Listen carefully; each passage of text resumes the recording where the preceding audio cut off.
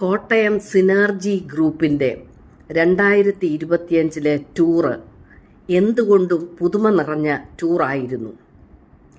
Destination പറയാതെയുള്ള യാത്ര, സംഘാടകർക്കും ബസിൻ്റെ ഡ്രൈവേഴ്സിനും മാത്രം destination അറിയാവുന്ന യാത്ര. 57 പേർ അടങ്ങുന്ന യാത്രാ സംഘം. ഈ ടൂറിൻ്റെ പേര് 7 to 7 കൂൾ ടൂർ. 57 പേരെയും London, Canberra, Washington, Tokyo, Paris, Santiago, Nairobi, Moscow എന്നിങ്ങനെ 8 ഗ്രൂപ്പുകളായി തിരിച്ചു. രാവിലെ 7 മണിക്ക് കോട്ടയം ബേക്കർ ജംഗ്ഷനിൽ നിന്നും യാത്ര ആരംഭിച്ച് പാലായിൽ ബ്രേക്ക്ഫാസ്റ്റിന് ശേഷം കൂൾ ടൂർ യാത്ര തിരിച്ചു.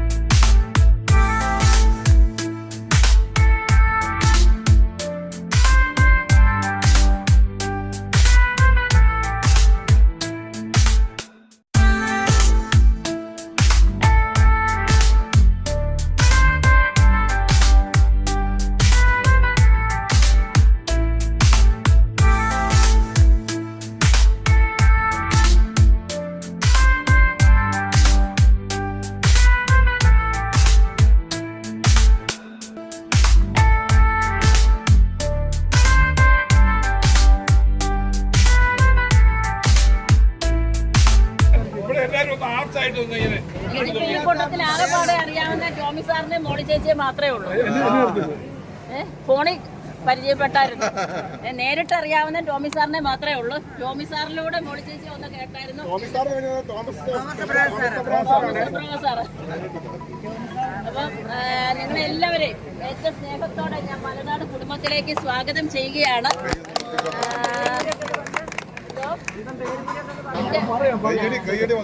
മതി തീർച്ചയായിട്ടും പോകത്തുള്ളൂ, കുഴപ്പമില്ല, നമുക്ക് സന്തോഷം. ഞാൻ മലനാടിനെ കുറിച്ച് അത്യാവശ്യം കുറച്ച് കാര്യങ്ങളൊന്ന് ചുരുക്കി പറയാം.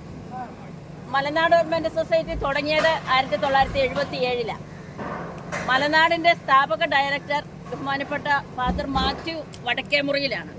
വടക്കേമുറിയിലച്ഛൻ്റെ കൂടെ മലനാടിന്റെ തുടക്കകാലങ്ങളിൽ മലനാടിനെ ഈ പരുവത്തിൽ എത്തിക്കാൻ കൂടെ ഉണ്ടായിരുന്ന ആളാണ് ബഹുമാനപ്പെട്ട തോമസ് എബ്രഹാം സാർ. അപ്പം മലനാടിന്റെ ഓരോ ആദ്യത്തെ സ്റ്റെപ്പുകളും തോമസ് സാറിനെ സംബന്ധിച്ച് സാറിന്റെ മനസ്സിൽ ഏറെ പതിഞ്ഞിട്ടുള്ളതാണ്. ഇപ്പോഴത്തെ മലനാടിന്റെ ഡയറക്ടർ ഫാദർ തോമസ് മറ്റമുണ്ടയിലച്ഛനാണ്. അച്ഛനായിട്ട് 25 വർഷമാകുന്നു. Joint director father Albin Thakadiyan. എംഡൈസിന്റെ രക്ഷാധികാരി കാഞ്ഞിരപ്പള്ളി രൂപതയുടെ അധ്യക്ഷനാണ് ഇപ്പോൾ മാർ ജോസഫ് വിക്കൻ.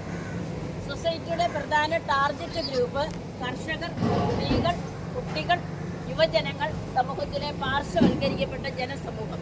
ഇതാണ് എംഡൈസിന്റെ പ്രധാന ടാർഗറ്റ് ഗ്രൂപ്പ്. അപ്പോൾ ഈ ടാർഗറ്റ് ഗ്രൂപ്പിനെ സമൂഹത്തിന്റെ മുഖ്യധാരയിലേക്ക് കൈപിടിച്ചുയർത്താൻ വേണ്ട പ്രവർത്തനങ്ങളാണ് മലനാടിന്റെ ഓരോ സ്റ്റെപ്പും ചെയ്യുന്നത്. കർഷകരെ എടുത്തു കഴിഞ്ഞാൽ കാർഷിക മേഖലയിൽ മലനാട് ചെയ്യുന്ന കാര്യങ്ങൾ പ്രധാനപ്പെട്ടത് ക്ഷീര കർഷകരുടെ കൂട്ടായ്മയാണ്. മലനാട് മിൽക്ക് പ്രൊഡ്യൂസേഴ്സ് സൊസൈറ്റി അല്ലെങ്കിൽ MMPS എന്ന് പറയും. MDs ഒരു ദിവസം 3 ഡയറി പ്ലാന്റിൽ നിന്നായിട്ട് ഏതാണ്ട് 3 ലക്ഷത്തോളം പാക്കറ്റ് പാല് പാസ്ചറൈസ് ചെയ്ത് മാർക്കറ്റിൽ ഇറക്കുന്നുണ്ട്. 3 ലക്ഷം പാക്കറ്റ്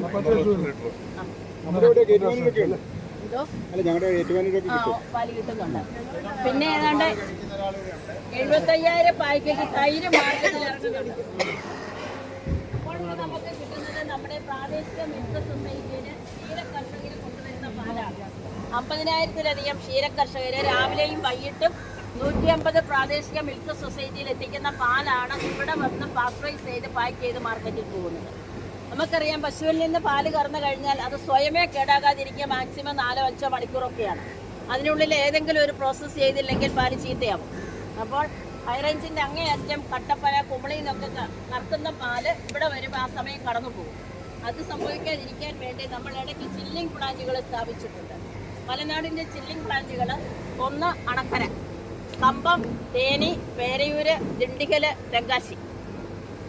ഈ സ്ഥലങ്ങളിലെല്ലാം മലനാടിന് ചില്ലിംഗ് പ്ലാന്റുകളുണ്ട്. ഡയറി പ്ലാന്റുകളുള്ളത് ആദ്യത്തെ ഡയറി പ്ലാന്റ് ഇതാണ്. നമ്മുടെ പാറത്തോട്ടിലെ ഡയറി പ്ലാന്റാണ് ആദ്യത്തേത്. പാറത്തോട്, പത്തനംതിട്ട, തിരുവനന്തപുരം ഈ 3 സ്ഥലങ്ങളിൽ ഡയറി പ്ലാന്റ് ഉണ്ട്. അപ്പോൾ ചില്ലിംഗ് പ്ലാന്റിൽ നിന്ന് പാല് ചില്ല് ചെയ്തിട്ട് നമ്മുടെ ഇൻസുലേറ്റഡ് ടാങ്കർ കണ്ടാകും. ഇത്തരം ടാങ്കറിൽ പാല് കളക്ട് ചെയ്ത് ഓരോ ഡയറി പ്ലാന്റിൽ എത്തുക. ഡയറി പ്ലാന്റിൽ എത്തിക്കഴിയുമ്പോൾ അവിടെ നിന്ന് പാലിൻ്റെ സാമ്പിൾ എടുത്ത് ടാങ്കറിലെ പാലിൻ്റെ സാമ്പിൾ എടുത്ത് ടെസ്റ്റ് ചെയ്യും. അല്ലെങ്കിൽ വരുന്ന വഴി എന്തെങ്കിലും ടെമ്പറേച്ചറിൽ ഒരു വ്യത്യാസമൊക്കെ സംഭവിച്ചാൽ പാല് കേടാവും. അത് സംഭവിക്കാതിരിക്കാൻ വേണ്ടി ഇതിൽ നിന്ന് സാമ്പിൾ ടെസ്റ്റ് ചെയ്തിട്ടാണ് നമ്മൾ പാസ്ചറൈസ് ചെയ്യാനായിട്ട് എടുക്കുന്നത്. നമ്മുടെ പാസ്ചറൈസേഷൻ മെത്തേഡ് HTST എന്നതാണ്, ഹൈ ടെമ്പറേച്ചർ ഷോർട്ട് ടൈം. അത് പാലൊരു നിശ്ചിത ടെമ്പറേച്ചർ ചൂടാക്കി ഒരു 15 സെക്കൻഡ് ഹോൾഡ് ചെയ്തിട്ട് പെട്ടെന്ന് തണുപ്പിക്കുകയാണ് ചെയ്യുന്നത്. അങ്ങനെ പാസ്ചറൈസ് ചെയ്യുന്ന പാല് പാക്ക് ചെയ്ത് മിൽക്ക് ബൂത്തുകളിലേക്ക് പോവുകയാണ്. ഈ പ്രോഡക്റ്റ് എല്ലാം നമുക്ക് മാർക്കറ്റിൽ എത്തിക്കാൻ കൃത്യമായ സെയിൽ ഏജൻസികളുണ്ട്. പിന്നെ ഈ കർഷകർക്ക് പാലിൻ്റെ പേയ്മെൻറ്റ് നമ്മൾ ആഴ്ചയിൽ ഒരിക്കലാണ് കൊടുക്കുന്നത്.